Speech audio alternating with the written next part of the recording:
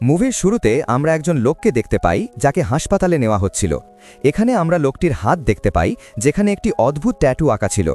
দুজন ডাক্তার লোকটির পরীক্ষা করে এবং তারপর তারা বুঝতে পারে যে লোকটি মারা গেছে। এক ডাক্তার আরেক ডাক্তারকে বলে লোকটি আত্মহত্যা করেছে, কিন্তু এটা তার করা একদমই উচিত হয়নি, তার বয়স খুবই কম। দ্বিতীয় ডাক্তার বলেন মানুষের জীবনে অনেক দুঃখ আছে, হয়তো কোনো এক কঠিন পরিস্থিতির সম্মুখীন হয়ে সে এই কাজ করেছে। এরপর ডাক্তাররা তার শরীর থেকে 6টি অর্গান বের করে নেয়। আসলে মারা যাওয়ার আগে লোকটি তার বডির অর্গানগুলো দান করে গিয়েছিল। এরপর ডাক্তাররা অপারেশন রুম থেকে বেরিয়ে আসে। এ সময় তারা নার্সের চিৎকার শুনতে পায়। এরপর তারা আবার অপারেশন রুমে যায় এবং দেখতে পায় যে লোকটির দেহ হাওয়ায় মিলিয়ে যাচ্ছে। এতে তারা ভয় পেয়ে চিৎকার করতে শুরু করে। এরপর সিন পরিবর্তন হয় এবং আমরা ভ্যানসিক নামের এক মেয়েকে দেখতে পাই। সে তার বাবার সাথে বসেছিল এবং তার বাবা ডাক্তারের সাথে কথা বলছিলেন।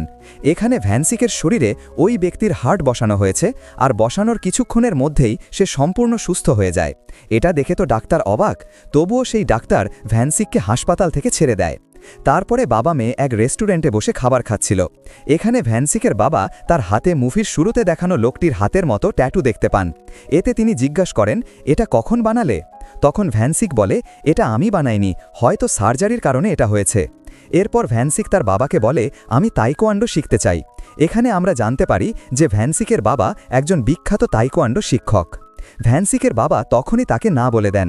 এটা শুনে তিনি ইমোশনাল হয়ে বলতে থাকেন, আমি কখনোই চাই না তোমার সাথে খারাপ কিছু ঘটুক। এরপর সে কাঁদতে শুরু করে এবং বলে, তোমার পরিবারের সকলে মারা যাওয়ার পর আমি তোমাকে বড় করেছি, তুমি আমার সব কিছু, আর আমি তোমার কিছু হতে দেব না। এখানে আমরা বুঝতে পারি যে এই লোক আসলে ভ্যানসিকের আসল বাবা নয়, এই লোকটি তাকে দত্তক নিয়েছে। এরপর আমরা ইয়াংচুন নামের এক বৃদ্ধকে দেখতে পাই। সে আসলে একজন কাল্ট লিডার ছিল, আর তার শরীরে মুভির শুরুতে দেখানো লোকটির প্যানক্রিয়াস বসানো হয়েছে। এখানে তার অবস্থা দেখে সবাই মনে করছিল সে আর বেশি দিন বাঁচবে না। এখানে আমরা তার মেয়েকেও দেখতে পাই, যার নাম ছিল চুনহুয়া। বাবার এই অবস্থা দেখে সে কাউকে ফোন করে বলছিল তার বাবা খুবই তাড়াতাড়ি মরতে চলেছে।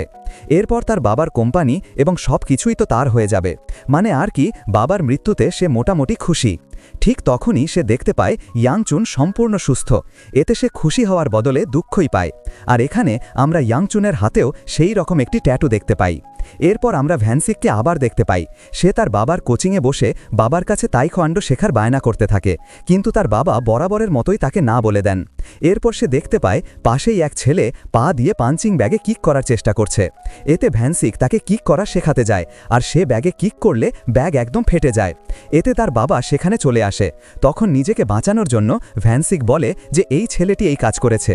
তারপর শুরু হয় ভ্যানসিকের পাওয়ার টেস্ট করা, রাস্তাঘাটে দৌড়াদৌড়ি করা ইত্যাদি। তারপর আমরা দেখতে পাই চুনহুয়া মানে সেই বৃদ্ধর মেয়ে ডাক্তারের কাছে যায় এবং তার বাবার কথা সব কিছু তার কাছে খুলে বলে। এটা তো ডাক্তারের বিশ্বাস হয় না। এতে চুনহুয়া ডাক্তারকে বলে যে লোকের অর্গান আমার বাবাকে দেওয়া হয়েছে তার ব্যাপারে তথ্য সংগ্রহ করে আমাকে জানান। এদিকে দেখা যায় এক লোক ভ্যানসিকের দৌড়াদৌড়ির ভিডিও দেখছিল। লোকটির নাম জিসং, যার কাজ হলো ভ্যানসিকের পাওয়ার টেস্টের সময় তার ভিডিও করা। কিন্তু একদিন সে ভ্যানসিকের কাছে ধরা পড়ে যায়। ভ্যানসিক তাকে ধরে এবং জিজ্ঞেস করে, কে তুমি? তখনই সে জিসংয়ের হাতে সেই ট্যাটু দেখতে পায়। এরপর তারা দুজন এক জায়গায় বসে কথা বলতে থাকে। এখানে আমরা জানতে পারি জিসংয়ের শরীরে ওই লোকটির লাং বসানো হয়েছে, আর এতেই সে একটি সুপার পাওয়ার পেয়েছে। এরপর সে ভ্যানসিককে তার পাওয়ারের নমুনা দেখায়। সে ফু দিয়ে একটা ছোটোখাটো ঘূর্ণিঝড় তৈরি করে ফেলতে পারে। এরপর সে বলে এই লোকটি তার মোট 6টি অর্গান দান করেছে, মানে আমাদের মতো আরও 4 জন লোক আছে। এরপর আমরা গিডং নামের এক লোককে দেখতে পাই, যে তুড়ি মেরে ইলেকট্রিক জিনিসপত্র নিয়ন্ত্রণ করতে পারে। আসলে ইলেকট্রিক জিনিস কন্ট্রোল করার জন্য তার তুড়ি মারা লাগে, না হলে সে সেটা করতে পারে না। আর তার শরীরে ওই লোকের কর্নিয়া বসানো হয়েছে, আর তাই তার এমন সুপার পাওয়ার। সে ক্যাসিনোতে গিয়ে বিভিন্ন জুয়া খেলার মেশিন কন্ট্রোল করে প্রচুর টাকা কামায়। এরপর দেখা যায় এক রেসে জেতার পর ভ্যানসিক জিসংয়ের সাথে কথা বলছিল। এমন সময় সান্নিও নামের এক মহিলা সেখানে আসে এবং তাদের কাছে একটি এনার্জি ড্রিঙ্কের নমুনা দেখিয়ে বলে, আমি কিছুদিন আগে কিডনি ট্রান্সপ্লান্ট করেছি এবং এই ড্রিঙ্ক খাওয়ার সাথে সাথেই সুস্থ হয়ে গেছি। যা শুনে তারা সান্নিওয়ের হাতে ট্যাটু আছে কিনা তা পরীক্ষা করে, কিন্তু তারা তার হাতে কোনো ট্যাটু দেখতে পায় না। কিন্তু কিছুক্ষণ পর তারা সান্নিওয়ের কোমরে সেই রকম একটি ট্যাটু দেখতে পায়। এতে তারা 3 জন এক রেস্টুরেন্টে যায় এবং ভ্যানসিক আর জিসং তাকে সব কিছু খুলে বলে। এরপর তারা সান্নিওয়ের কাছে তার পাওয়ার সম্পর্কে জিজ্ঞেস করে, কিন্তু সে জানেই না তার পাওয়ার আসলে কি। তখনই সেখানে গিডং চলে আসে। সে আশেপাশে ইলেকট্রিক জিনিসপত্র নিয়ন্ত্রণ করতে থাকে এবং নিজের পরিচয় দেয়। এখানে সে সকলের মোবাইল কন্ট্রোল করে সকলের সম্পর্কে জেনে নেয় এবং তা গড়গড় করে বলতে থাকে, কিন্তু এখানে জিসং তাকে থামায়। এরপর তারা সেখানে বসে কথা বলতে থাকে। একসময় সান্নিও গিডংকে এই গ্রুপের লিডার হতে বলে, কিন্তু জিসং এর তীব্র বিরোধিতা করে। এখানে তাদের মধ্যে একটা ঝামেলা হয়ে যায়। এরপর আমরা ইয়ংচুনকে দেখতে পাই। তার বন্ধু তার কোম্পানি কেনার জন্য তাকে প্রস্তাব দেয়, কিন্তু ইয়ংচুন রাজি হয় না। তাই তাদের মধ্যে ঝামেলা শুরু হয়।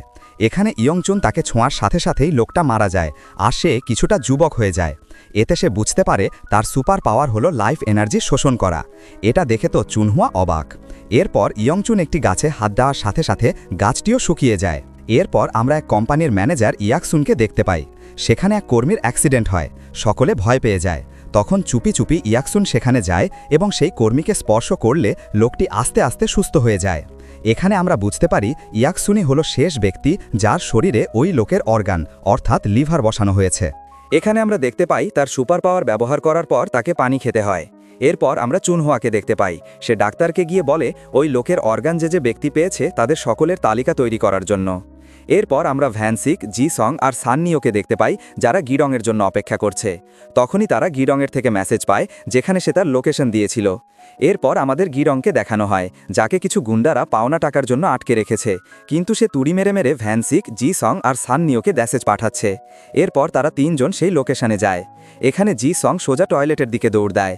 এখানে ভ্যানসিক সেই গুন্ডাদেরকে গিডংকে ছেড়ে দেওয়ার জন্য বলে, কিন্তু গুন্ডারা তার কথাই হেসে উড়িয়ে দেয়। ঠিক তখনই জিসং সেখানে চলে আসে।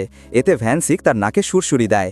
এতে জিসং এক হাঁচি দেয়, আর এই হাঁচির কারণে সব গুন্ডা সেখান থেকে উড়ে যায়, আর তারা সেখান থেকে কোনো মতে পালিয়ে বেরিয়ে আসে। আর এই সব ঝামেলার কারণে জিসং গিডংয়ের উপর রেগে যায়। এতে গিডং সকলকে বলে দেয় যে জিসং তার বন্ধুর টাকা মেরে খেয়েছে। এর ফলে তাদের মধ্যে ঝামেলা শুরু হয়ে যায়। তখন ভ্যানসিক আর সান্নিও তাদের শান্ত করে। এ সময় ভ্যানসিক জিসংকে বলে, আমাদের বন্ধুত্বের কসম, তুমি ঝগড়া করো না। তখন জিসং বলে, তুমি কখনোই আমার বন্ধু ছিলে না, আমি শুধু তোমার কোনো বন্ধু নেই বলে বন্ধু হওয়ার অভিনয় করেছি। এতে ভ্যানসিক অনেক দুঃখ পায়। এতে সে বাসায় এসে কান্না করতে থাকে। তখন তার বাবা এসে তাকে জিজ্ঞেস করে, কি হয়েছে? তখন সে তাকে বলে, আমি ইউজলেস, আমার সাথে কারো কোনো সম্পর্ক রাখার দরকার নেই, এমনকি তোমারও আমার বাবা সাজার দরকার নেই। এই বলে সে সেখান থেকে চলে যায়, কিন্তু তার কথা শুনে তার বাবা অনেক কষ্ট পান। এদিকে চুনহুয়া এসব সুপার পাওয়ারওয়ালা লোকেদের ব্যাপারে জেনে গেছে এবং সে তার লোকেদের সকলকে কিডন্যাপ করতে বলে।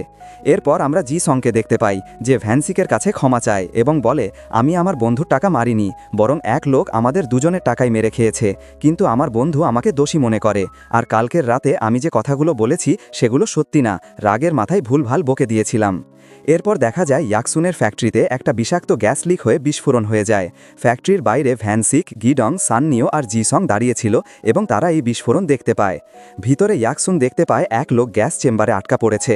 এখানে ভ্যানসিক এক লাথিতে সেই গ্যাস চেম্বারের দরজা ভেঙে ফেলে, কিন্তু অন্য দরজা সে কোনোভাবেই খুলতে পারছিল না, কারণ এটা অনেক মজবুত ছিল। তখন গিডং এক চুটকি মেরে সেই দরজা কন্ট্রোল করে তা খুলে দেয়। এরপর তারা সেই লোকটিকে বের করে। এরপর ইয়াকসুন তার পাওয়ার ব্যবহার করে সেই লোকটিকে সুস্থ করে ফেলে। এ সময় তারা ইয়াকসুনের হাতে ট্যাটু দেখতে পায় এবং তারা বুঝে ফেলে যে এও তাদের দলের লোক। কিন্তু এদিকে ইয়াকসুন অনেক দুর্বল হয়ে যায়, এজন্য সে পানি আনার জন্য বলে। তখন গিডং পানি আনতে যায়। এদিকে গ্যাসের সিলিন্ডার পড়ে গিয়ে বিস্ফোরণ হয় এবং চারিদিকে গ্যাস ছড়িয়ে পড়তে থাকে। এতে সেখানে থাকা সকলে বেরিয়ে যেতে শুরু করে। এ সময় সান্নিও খেয়াল করে যে গিডং সেখানে নেই, তাই সে আবার ফেরত আসতে শুরু করে। এদিকে গিডং পানি নিয়ে এসে দেখে সেখানে কেউ নেই। এরপর সে গ্যাসে আক্রান্ত হয়ে অজ্ঞান হয়ে যেতে শুরু করে। তখন সান্নিও আসে এবং তাকে কিস করে সিপিআর দিতে থাকে। তারপর তারা পাঁচজন একসাথে এক রেস্টুরেন্টে বসে খাবার খেতে থাকে এবং কথা বলতে থাকে। এরপর দেখা যায় ইয়ংচুন আর ইয়াকসুন একই লিফটে ছিল। আসলে ইয়াকসুন যে কোম্পানির ম্যানেজার, সেই কোম্পানির মালিক হলো ইয়ংচুন। এখানে ইয়ংচুন দেখতে পায় ইয়াকসুনের হাতে একটি ট্যাটু আছে। এতে সে তাকে জিজ্ঞেস করে, তোমার শরীরে কি খুব শীঘ্রই কোনো অর্গান ট্রান্সপ্লান্ট করা হয়েছে? এতে ইয়াকসুন হ্যাঁ বললে তাকে কিডন্যাপ করা হয়। এখানে ইয়ংচুন তার পাওয়ার ব্যবহার করে ইয়াকসুনের পাওয়ার নেওয়ার চেষ্টা করে, কিন্তু সে সেটা পারে না। এতে সে বুঝে যায় যে সে এই রকম লোকেদের পাওয়ার শোষণ করতে পারবে না। এতে তাকে অপারেশন রুমে নিয়ে যাওয়া হয় এবং তার লিভারের কিছুটা তার শরীরে রেখে দিয়েই বাকিটা ইয়ংচুনের শরীরে বসানো হয়। এতে ইয়ংচুনের পাওয়ার ইয়ংচুন পেয়ে যায়। এরপর দেখা যায় ইয়ংচুনের লোকেরা ভ্যানসিক ছাড়া আর বাকিদের সকলকে কিডন্যাপ করে। এরপর তারা ভ্যানসিককেও কিডন্যাপ করতে যায়, কিন্তু তখন ভ্যানসিকের বাবা তাদের ওপর হামলা করে। এই এই সময় ভ্যানসিক তার বাবার পিছনে থেকে ইয়ংচুনের লোকেদের ভালোমতো ধোলাই করে। এদিকে চুনহুয়া দেখতে পায় যে তার বাপ একদম যুবক হয়ে গেছে। এটা দেখে তো সে খুবই অবাক হয়ে যায়। এরপর ইয়ংচুন গোসল করতে যায়। সেখানে সে হ্যালুসিনেট করতে থাকে। তাকে কোনো এক ধোঁয়ার মূর্তি তার দিকে টেনে নিয়ে যেতে শুরু করেছে। এতে ইয়ংচুন সেই মূর্তি থেকে নিজের সমস্ত জোর লাগিয়ে নিজেকে মুক্ত করে। এরপর সে নিজেকে বাথরুমে আবিষ্কার করে। সে বুঝতে পারে না যে তার সাথে কি ঘটেছে। এরপর দেখা যায় জিসং, গিডং আর সান্নিয়াকে একটি চেম্বারে আটকে রাখা হয়েছে। এখানে গিডংয়ের আঙুল বেঁধে রাখা হয়েছিল যাতে সে তুড়ি মারতে না পারে। তখন সে তার পা দিয়ে তুড়ি মারার চেষ্টা করছিল। প্রথম দিকে সে ব্যর্থ হলেও একসময় সে সফল হয়ে যায়। ঠিক তখনই তাকে সেখান থেকে বের করে নিয়ে যাওয়া হচ্ছিল। আর তখনই সে তার পায়ের আঙুল দিয়ে তুড়ি মেরে মেরে ভ্যানসিককে মেসেজ পাঠায় আর তাদের লোকেশনও তাকে দিয়ে দেয়। সাথে সাথে সে জিসং আর সান্নিও চেম্বারের দরজা খুলে দেয়। তার মেসেজ পেয়ে ভ্যানসিক তাদের বাঁচানোর জন্য বের হতে যাচ্ছিল। ঠিক তখনই তার সামনে তার বাবা এসে দাঁড়ান। তখন আমরা বুঝতে পারি যে তার বাবা আগে থেকেই জানতেন যে তার মেয়ের সুপার পাওয়ার আছে, আর সে কখনোই তার মেয়েকে একা কোথাও যেতে দেবে না। এতে ভ্যানসিক আর তার বাবা তাদের সকলকে বাঁচানোর জন্য বেরিয়ে করে। এদিকে দেখা যায় ইয়ংচুন তার ডাকা লোকেদের সামনে দাঁড়িয়ে নিজেকে ঈশ্বর ঘোষণা করে, কিন্তু কেউ তার কথা বিশ্বাস করে না। তখন সে এখানকার এক দেওয়ালে ঘুষি মেরে তা ভেঙে ফেলে। এরপর সে কিছু শারীরিকভাবে বিকলাঙ্গ লোকেদের সুস্থ করে। এতে সবাই তাকে ভগবান মেনে তাকে প্রণাম করতে শুরু করে। এরপর ভ্যানসিক আর তার বাবা ইয়ংচুনের সামনে এসে দাঁড়ায়। তখন ইয়ংচুন তাকে বলে, তুমি খুব সুন্দর। এতে ভ্যানসিক লজ্জা পেয়ে লাল হয়ে যায়। এরপর সে ভ্যানসিকর বাবার তাইকোয়ান্ডোর প্রশংসা করে এবং তার সাথে হাত মেলানোর চেষ্টা করে। এই সময় ভ্যানসিক ইয়ংচুনের হাতে ট্যাটু দেখে তাকে সেই জোরে এক কিক দেয়। এতে ইয়ংচুনের হাত ভেঙে যায়, কিন্তু সে পানি খায় এবং তা ঠিক করে নেয়। এরপর ইয়ংচুন ভ্যানসিকের হার্ট তাকে দিয়ে দিতে বলে। ঠিক তখনই জিসং আর সান্নিও সেখানে চলে আসে এবং তারা ইয়ংচুনের সাথে কথা বলতে থাকে। এতে ইয়ংচুন রেগে যায়। এতে সে তাদের উপর চিৎকার করতে থাকে। তখন সান্নিও তাকে জিজ্ঞেস করে, আমাদের বাকি বন্ধুরা কই? তখন ইয়ংচুন তার হাতে ট্যাটু দেখে এবং বলে, আমি তাদেরকে খেয়ে নিয়েছি। এতে ভ্যানসিকের বাবা রেগে তাকে মারতে যান, কিন্তু ইয়ংচুন তাকে একদম উড়িয়ে দেয়। এখানে ভ্যানসিক তাকে কোনো মতে বাঁচিয়ে নেয়। এরপর ভ্যানসিক আর ইয়ংচুনের মধ্যে ভয়াবহ যুদ্ধ শুরু হয়।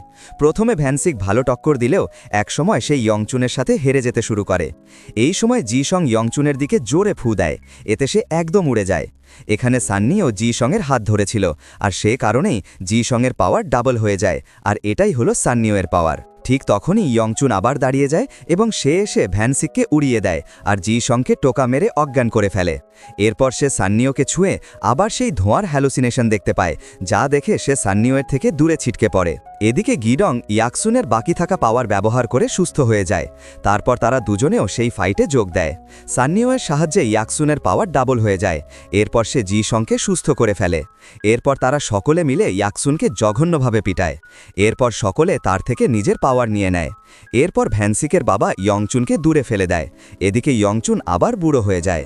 এরপর পাঁচজনই সেখানে বসে সিদ্ধান্ত নেয় যে তাদের টিমের নাম হবে হাই ফাইট, আর এখানেই মুভিটি শেষ হয়।